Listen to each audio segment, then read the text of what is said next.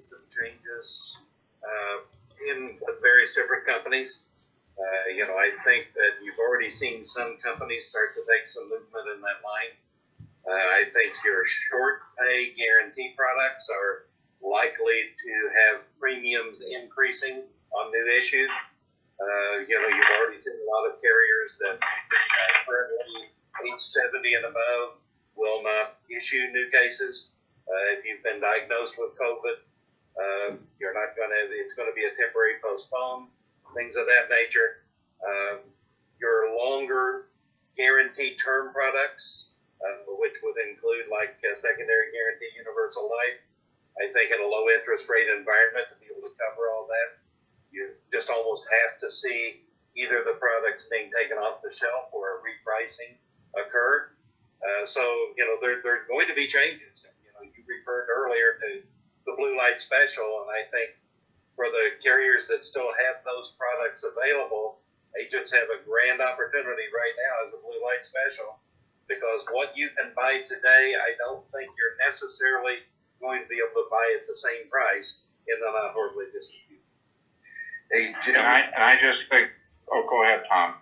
I was just going to pitch in, Dr. Moshe Malevsky kind of wrote a thing on this. He said that really this pandemic is pulling forward some deaths that were going to happen anyway, because the vast majority of people who are dying are elderly who have compromised health anyway. And so the vast majority of deaths, not all of them, but the vast majority would have died anyway in a month or 2 months or 3 months, and we're just pulling it forward, and then from here on out, the death rate should actually go down a little bit. And another factor that people don't understand is that, we lose far more babies to abortion than people who are dying of COVID, and some of the abortion clinics have been shut down, and so more babies are being born than would have otherwise been born, and so there's all these different things that are in play. I don't. And I was going to make that same point, because I don't think it's going to affect the mortality rates. What's going to have more of an impact is that low interest rate environment and being able to have. Go ahead, John. I said that's what I was going to point out. It's not just mortality issues. It's the low interest rate environment combined with that that may cause some changes along some of those ways. Because again, with the reserve requirements that carriers have and so on and so forth, that's really it. And then also to kind of confirm what you were saying, Tom, I've heard from numerous credible sources, and now it's finally starting to hit the news.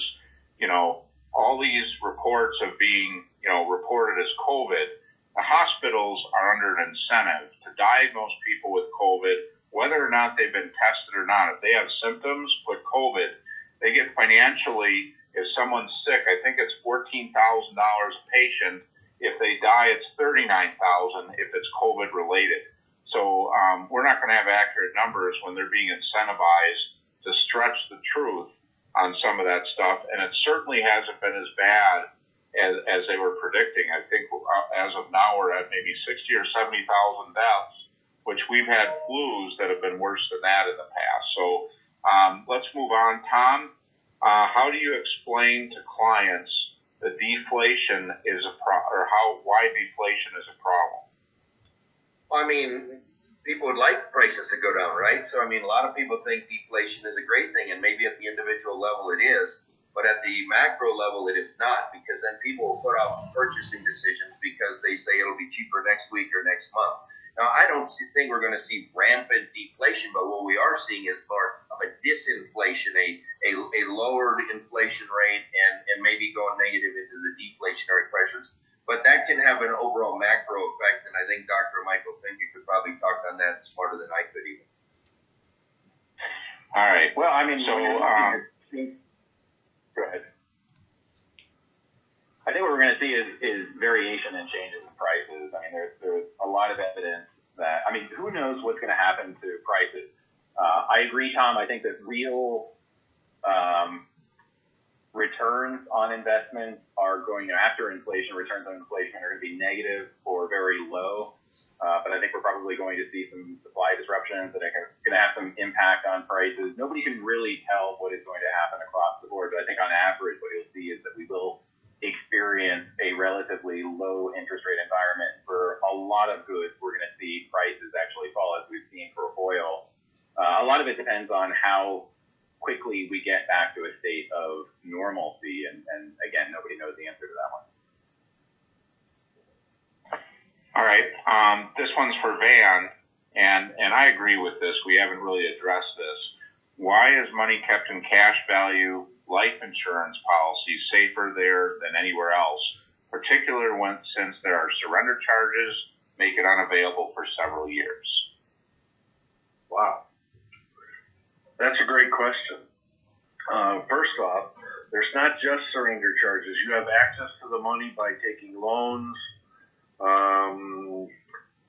There's all kinds of methodologies for accessing the values of a cash value life insurance policy, but mostly the reason that everything is safer in an insurance company, lots of people ask me all the time, well, could something bad happen at the insurance companies? And I say yes, but let's take a couple of examples. In the Great Depression, 9,000 banks went under. Less than 2% of the assets of the insurance industry were even considered impaired. In 2007 and 8, 450 banks went under. Less than 1% of the assets of the insurance industry were even impaired. We do operate under a Federal Reserve system. I sell for a number of companies who reserve 100%. And so the money is there. It's not fractionalized investing like it is with a bank or a savings and loan or a credit union. The money is there in most of the cases. And, the other thing, I don't know if I ever explained it as well as I should, but insurance companies are new money, old money entities. There's always a whole bunch of new money coming in, and if the interest rates are lousy, then they're investing short term, and they don't touch any of their long-term money. And if the interest rates start to go up, then they'll take that money and they'll buy stuff that pays a better return longer term, and they'll use the stuff that's not paying as good of interest rates to pay claims and provide benefits and so forth. And so I just think, I was actually hoping Tom would click in on this, because sometimes I talk about people, the insurance industry has figured out a way to design a business model where we're on both ends of the risk. If people die too soon, then they won't be living too long. If they live too long, then they won't be dying too soon, and so forth. And so we have built a business model that actually allows us to do well during times like these. And, they started this out at the very beginning, and boy, we fluffed past it. But what Tom and Michael were talking about is key. The key to success for everything going forward is liquidity, access to money. Businesses, the very first thing that shuts off when something bad happens is access to money. You're seeing it with all of these companies, all these corporations that used all their money to buy back their own stock so they could reduce the amount of shares, increased shareholder value, but they didn't create any new products or any new benefits. It's really causing them a problem, because now they don't have any liquidity. And now they're going to the government and saying, oh, we need help, we need liquidity. So liquidity is such a huge word going forward, and no matter what anybody says, cash value life insurance, fixed interest and fixed indexed annuities and variable annuities, and you pick insurance products, will you be able to access the values that are promised that you're allowed to have access to?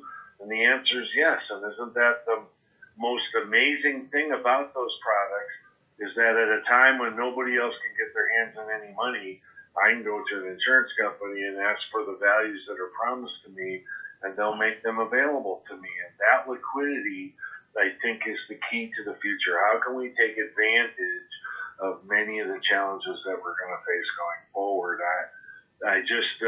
And by the way, the person that asked that question, you have to get the doubt out of your mind and out of your heart and out of your soul.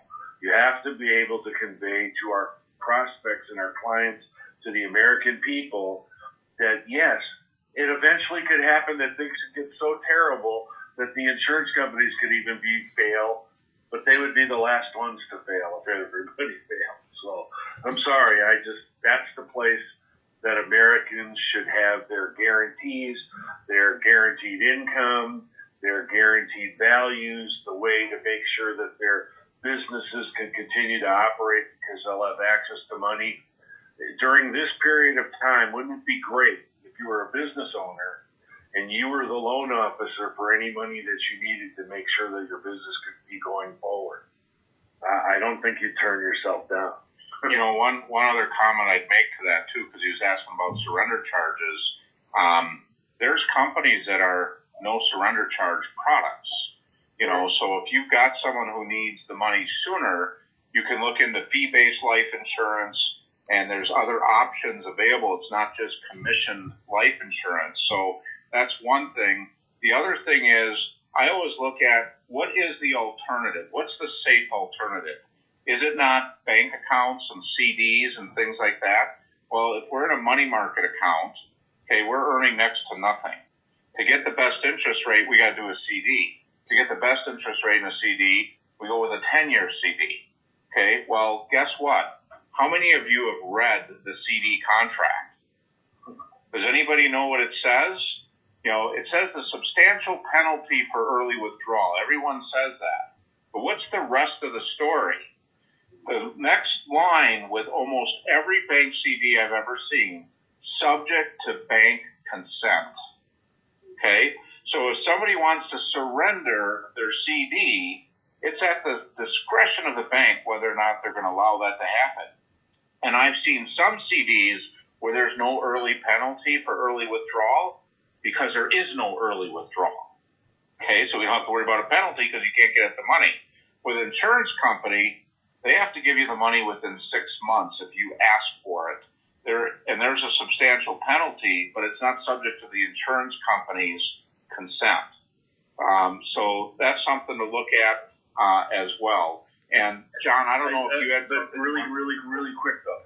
Please, whoever asked the question, don't focus just on surrender charges. That is not why we would ever put people into these products. The surrender charges are just to make sure that the insurance companies can keep the promises that they've made. I actually make sure people understand clearly and concisely about the surrender charges, and I sell quite a bit of stuff that has 10-year surrender charges and don't have any problems with it at all because the customer understands that they still have access with 10% withdrawal privileges.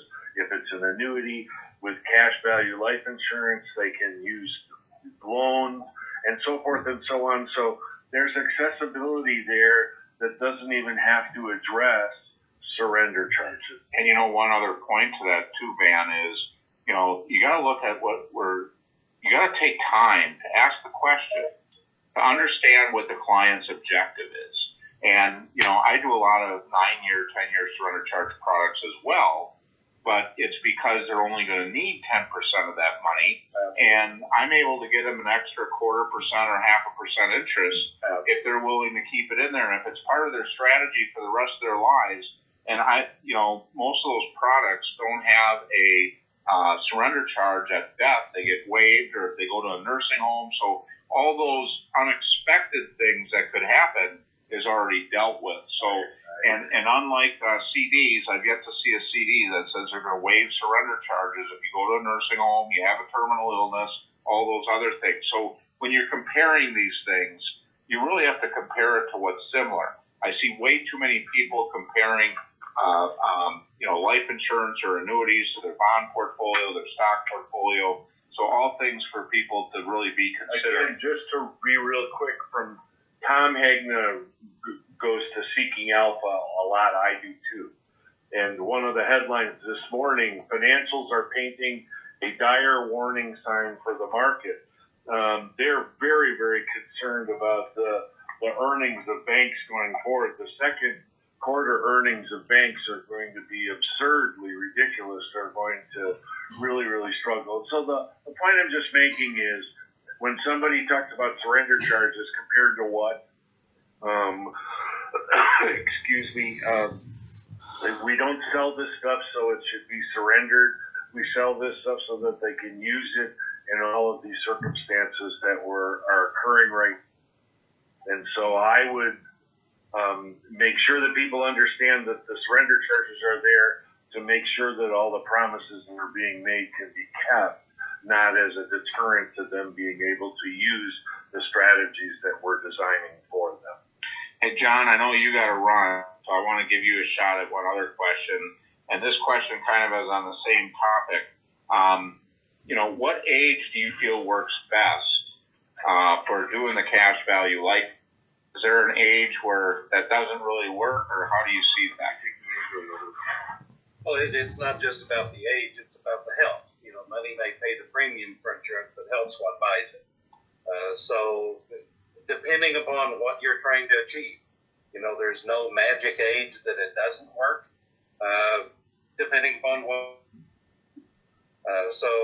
Ideally, someone plans in advance. And if you're depending on the type of permanent life insurance that you're looking at, if you're looking at a traditional whole life contract, it's nothing but an installment acquisition of an asset. The longer the acquisition period, the lower the premium, but cumulatively, the more premium you're going to pay. Likewise, as with most things, the sooner the money's there, the better the internal rate of return is. That's just economics 101 says the greater the potential risk, the greater the potential rate of return. So at later ages, permanent life insurance may come down to perhaps, depending on what you're wanting to accomplish, a survivorship scenario might be best. But at the end of the day, what's the alternative? The alternative is still, the best savings method in the world is the bear trap and can method. If when you got your first paycheck, you went home, dug a big hole in the backyard, put a bear trap over the top of it, and you were required to put 10 to 15 cents out of every take-home dollar in that tin can, where would you have more money than anywhere today? Because anytime you tried to reach in and grab anything out, bear trap would snap your arm. That's 0% rate of return, 100% discipline. So the bottom line of it is, you have to look at the objectives that a client wants to achieve. You have to look at the consequences if they don't achieve it. And then you put prescription with price tags and let them choose what they're comfortable doing and that will achieve their plan that they want to achieve.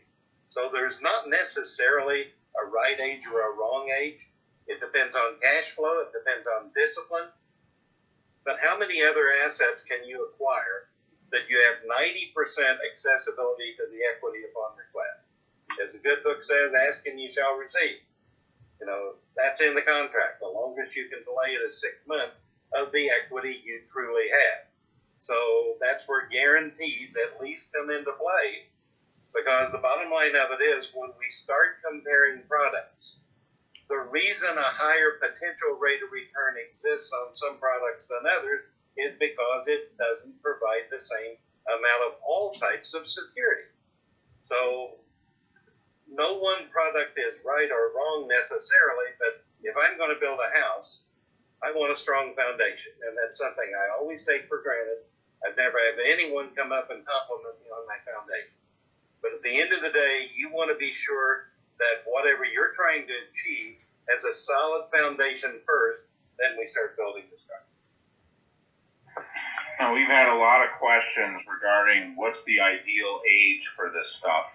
And really, I look at age as a lot less of a factor than what their objectives are, because you really got to ask a lot of questions. If someone's going to need immediate income, well, we don't want to tie up their money before they can get at it. If someone doesn't need money for 10 years or more, that's going to have an impact as well. And, and I look with people living longer and longer and longer. I've seen so many proposals that say, okay, you got to die by this age because that's your life expectancy. And I think many of you may have, I remember Moshe Milevsky shared a story of where his class looked at, for the whole semester, looked at the obituaries. I think it was the New York Times or something like that. And not a single person that was in those obituaries for 6 months died at life expectancy. They were all before or after. Nobody died at the right time. And we got to kind of remember that as advisors, our clients are not an average client; they're their own client, and you can throw all the statistics out when it happens to them. So, Dr. Finke, what would you comment on some of this? I mean, to me, it's a math problem, right? So it's one that has a few different variables that are important to keep in mind. I mean, any sort of a cash value policy is a long-term investment. And someone made the point about surrender charges. Surrender charges are necessary to have a product like this structured the way that it's structured to provide the long-term benefit to long-term investors. If you invest in one of those policies, a lot of the compensation is upfront, which means that the cash value does not accumulate significantly for a certain amount of time, even though it may be overfunded. But if you compare it to an asset under management managed portfolio, you'll see that there is a crossover point, and that crossover point may happen in 12 years, it may happen in 15 years. A lot of it depends on your marginal tax rate. But if you get that tax deferral benefit, and you get that front-loaded compensation, what you'll see is that there will come a point where you will end up with more money in the bond portion of your portfolio, assuming that you're going to invest the cash value in bonds. And after that point, it just simply widens and widens, and you have a lot more tax flexibility. And also important to remember that not just your marginal tax rate matters, but also the marginal tax rate of your beneficiary. And this is one of the questions that we have about things like, when you shrink the stretch to 10 years, is it advantageous to then pull money out of your qualified accounts, out of your traditional IRA, to fund premium on a life policy?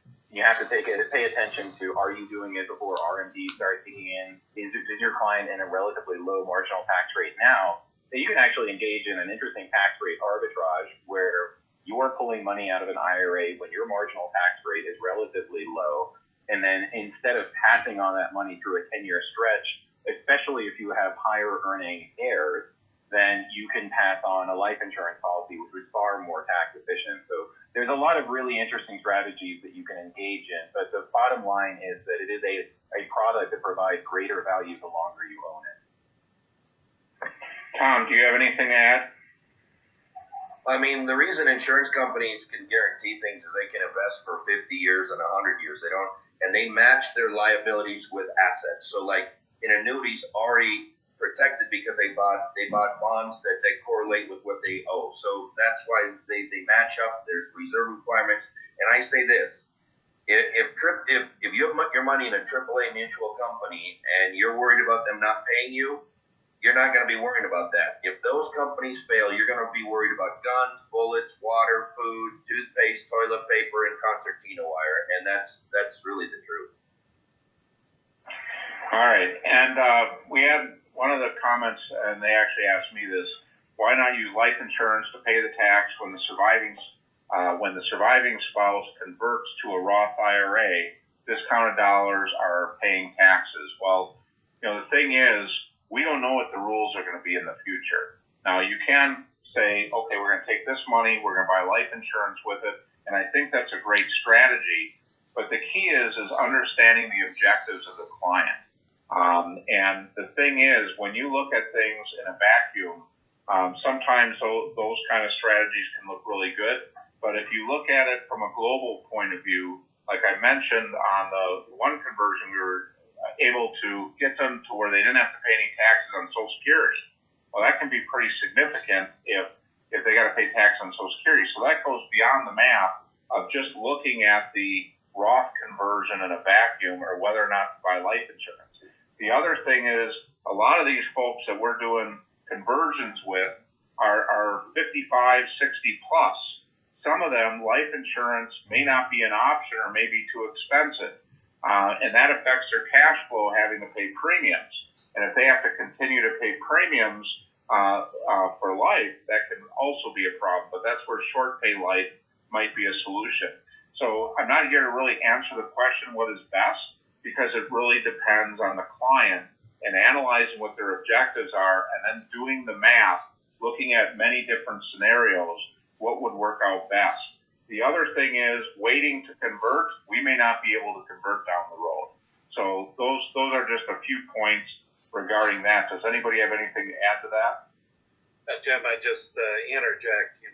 When we're trying to guess what tax rates are, it's like trying to guess what rates of return are and what interest rates are.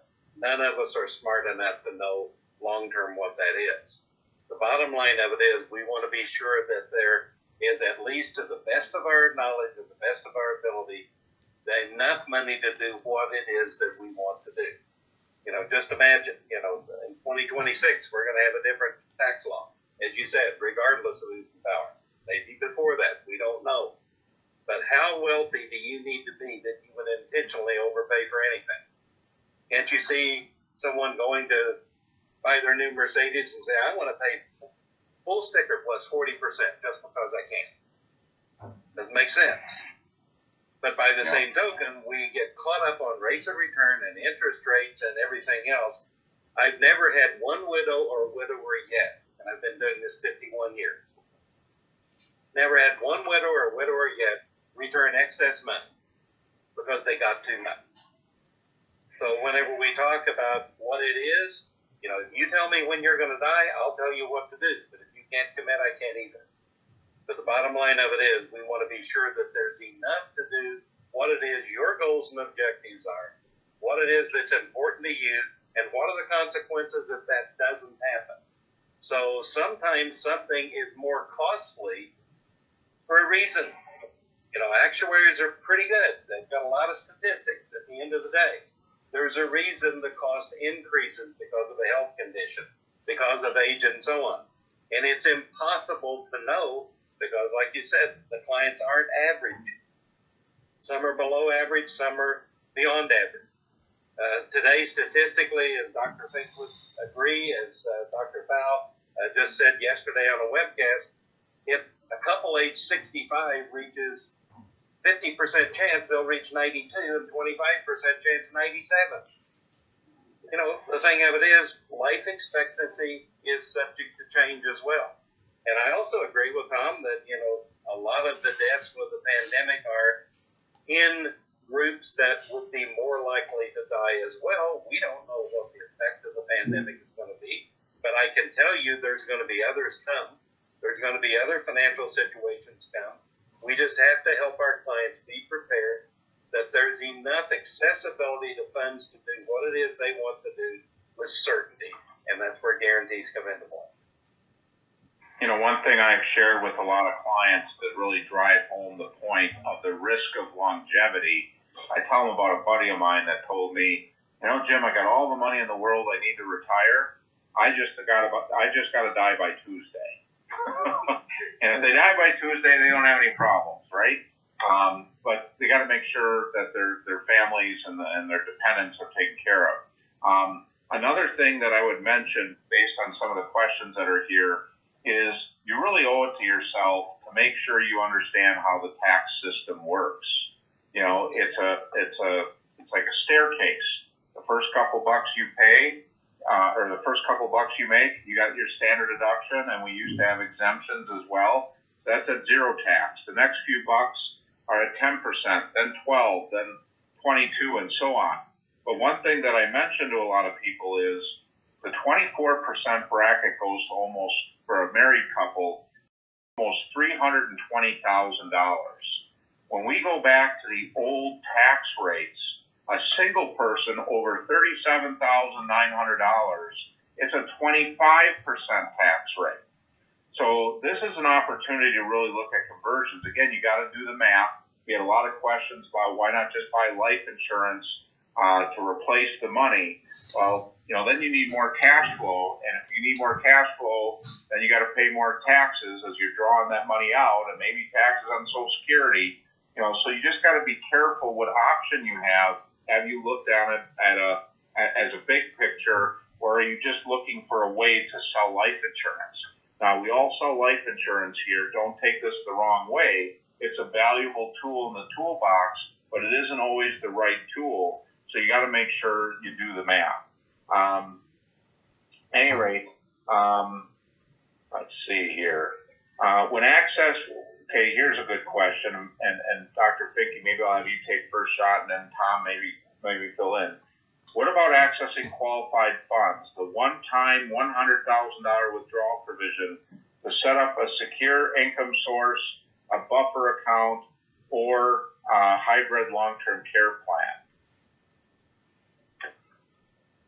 Well, again, if you're in a temporary low income situation, this is, again, I'm thinking in terms of tax rate arbitrage. Like if you're a business owner and your business income has gone down significantly this year and you can pull money out without penalty and pay a relatively low marginal tax rate, but also, Jim, as you said before, you need to pay attention to what those tax brackets are when you're pulling the money out.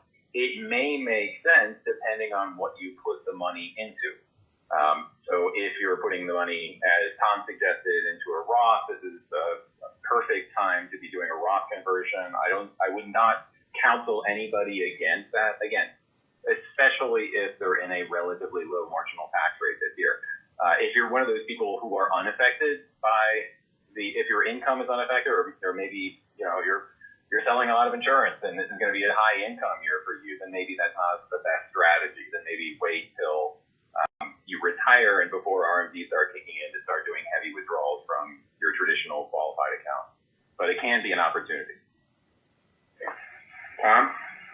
I just say be very careful because you got to follow the rules. There are rules that are attached to these withdrawals, and I'd be a little concerned if an advisor was telling people to take money out because they thought something and then it turned out they couldn't and then they got to pay a penalty. I can just see a problem with, just be very, very careful. You know exactly what you're doing before you make a recommendation on that. And keep in mind the taxes. Okay, go ahead, John. The other thing that you have to look at is the law sometimes allows for things a plan may not. So you've got to look at the plan document to see if that is available as well, because there may be a plan document that doesn't allow for that provision. And as far as Roth conversions are concerned, in doing the math, you also have to determine, is this money coming from another source I'm going to pay the tax with, or am I using a part of that money to pay the tax with? Because the math ends up altogether different. Absolutely. And the other thing is you just really got to remember, if you take the money out and you don't pay it back, you have to pay the tax. All they're doing is waiving the penalty, and that's pretty small compared to what the tax is on the whole amount, especially if it pushes them in a higher bracket. Buying a hybrid long-term care plan, I can see where that might be valid. They asked about a buffer account. They should be able to do a buffer account right within the 401k. It's just a matter of putting some money aside that's safe. And keep in mind, if you look at the plan, if there's an emergency, a lot of 401ks do offer loans, that you can do and pay back over a 5-year period. My understanding with that $100,000 is you only got 3 years, and it's double what the old 5-year one is. So you could really get yourself in a lot of trouble if you're not really planning for that. Another question, how many lapses in coverage do you think we'll see in executive bonus plans? John, you want to take that one? The jury's out, obviously. No, I don't think anyone can actually answer that. Depends upon the stability of the company, depends upon the cash flow. I mean, you've seen some major companies with massive layoffs. The executive funding may or may not be a part of that. I think there's going to be a lot of changes in this arena, and the jury's still out. It's hard to say or predict what the lapse rate's going to be. Depending on the type of funding that it was used, there are often other options that you can stop the funding, make reduced paid-up coverages, and so on and so forth, and still have a valuable product as well. So I think in the coming months and maybe even years, it's going to take that time to really answer that question properly. All right. We got another question here. How do you get people to pull the trigger on your recommendations when you have no previous trust built up with them and they're scared because of the market crash? Tom? I mean, you got to build trust, so you're going to have to do a process of taking trust. But again, what I would recommend is that you use disinterested third parties. See, you have a conflict of interest with your client. If they buy, you get paid. If they don't buy, you don't get paid. Your company has a conflict. But Dr. Michael Finca doesn't have a conflict. I don't have a conflict. Jamie Hopkins of Forbes Magazine doesn't have a conflict. So use disinterested third parties that will share the math and science of why people should have annuities, why they should use life insurance, why they should have a plan for long-term care. So it's not just you telling them. You're just the vehicle that's going to fill out the application to help them do what math and science says they should do. So bring it back to facts, bring it back to math and science, bring it back to disinterested third parties, and I think that's the fastest way to do it. All right. We had another question about with this pandemic affecting the elderly, that there's more and more people dying, so the long-term care companies don't have to pay claims. My opinion on that is this just seems to be accelerating a couple people that might have been dying already anyway. And when we look at the flu, it's not much worse than a normal flu season. So I know we've kind of commented on this before, but I don't really see this having a real impact when it comes to life insurance or long-term care or anything else, because it doesn't seem like it's much different than normal other things that would cause these same problems. You guys agree? Maybe Dr. Finke, what do you think? Well, I mean, a lot of people died over the last month, so death rates have gone up. As you said before, the death rates have gone up the most for those who are the oldest in the United States. And if you're an actuary, that doesn't bother you as much as the 1918 flu, which seemed to really hit younger people much harder. Obviously, that's going to be more expensive for insurance companies. That's an interesting question about long-term care and how it's going to affect long-term care. As you mentioned, mortality rates are not high enough in that age group. They haven't been pushed up high enough in that age group to really have a big impact on either life pricing right now or long-term care pricing. But again, who knows what's going to happen over the coming months. This could become an increasing problem in nursing homes across the country if that's the case, and it could affect pricing. It could affect the financial stability of some of these products. And in fact, for long-term care, it can make them actually more stable. Again, I don't know the impact that it's going to have. I think the bottom line is that, especially for life products, it's probably not going to have as large of an impact as it could. A lot of these companies model pandemics that affect a broader range of ages. And if it does end up only affecting, or the majority of the effect is among those who are in their 80s and 90s, then it's not going to have as big of an impact on pricing. All right. We had another question regarding Roth conversions. If someone has pension and Social Security where they're already maxed out on taxes, whether it still makes sense to do a Roth conversion or not. John, you want to take that one? Again, you have to do the math. You have to say, where's the money going to come from to pay the tax if you're going to do the Roth conversion, because that's another part of the equation. But again, if we knew what interest rates, or not interest rates totally, but if we knew what tax rates were going to be in the future, that would be an easy question to answer. If you think that tax rates are going to do nothing but go up in the future, then there's still going to be a period of time that you have to live for that to be the case, or the payment has to go to someone else. Because again, distributions can change. Everything else can change too, just like you were talking about excess retirement accumulations tax. That was there. There was the window of opportunity to pay the tax where you didn't pay the penalty. Then Congress ended up repealing it. No one got a refund that voluntarily paid it. So, when Congress is in session, you really don't know and can't say certainly what's going to happen, but it's the risk reward that just has to be done by math to explain to the client, here's the way things would work today, here's the math around it, here's the time period that it would take to recover paying that tax now. Is this worth it to you? And in a worst case scenario, what happens if the income tax rate went up 50% or 100%? What effect would that have? So it's pure math, and it's a pure crystal ball to some degree if you're already at that age that you're either at RMDs or near RMDs.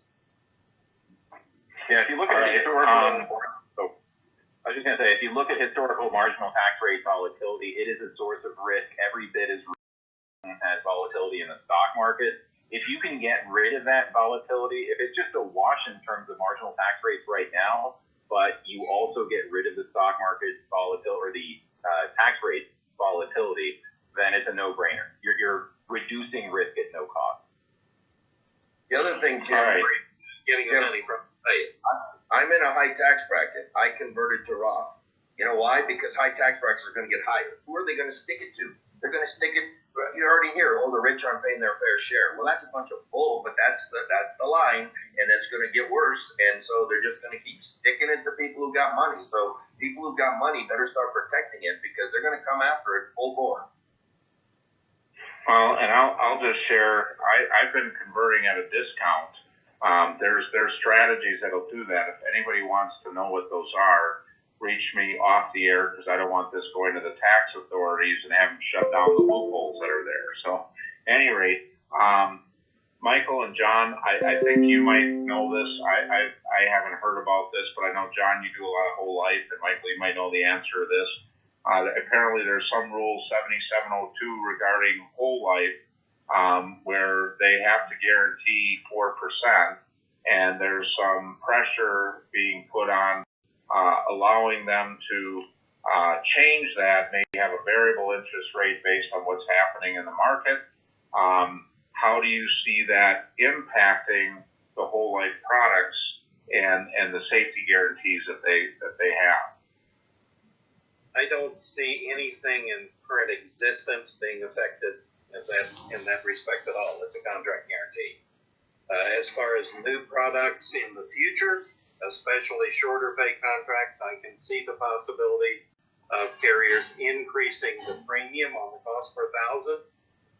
But here again, whether it's based upon that or not, it's no different than any other funding and reserve system of any other life insurance product in that regard. Because typically you have a lower cash accumulation on a whole life contract than other types of contracts because you're currently only paying the term rate. The problem of that term rate is at some point that term rate normally it increased. So whole life has a guaranteed premium, it has a guaranteed cash value, and a guaranteed death benefit. And if you're dealing with a financially stable carrier, I don't see that part of it changing on an existing contract. What costs are in the future? Yes, there's a potential that could change, and I think especially more with a shorter pay scenario, because again, if it's paid up, then you may have paid extra premium now, but going forward, you still have those guarantees. Michael, anything to add? Yeah, I'd just say that there are a lot of products out there that are still priced at, I think, relatively stale bond prices that provide some interesting opportunities for sophisticated investors that you should probably consider. All right. I want to thank the panel. I know they have to start jumping off right now. We didn't get to all the questions, but I appreciate all that. Please fill out the survey, and I'll let Angela wrap up. Yeah. For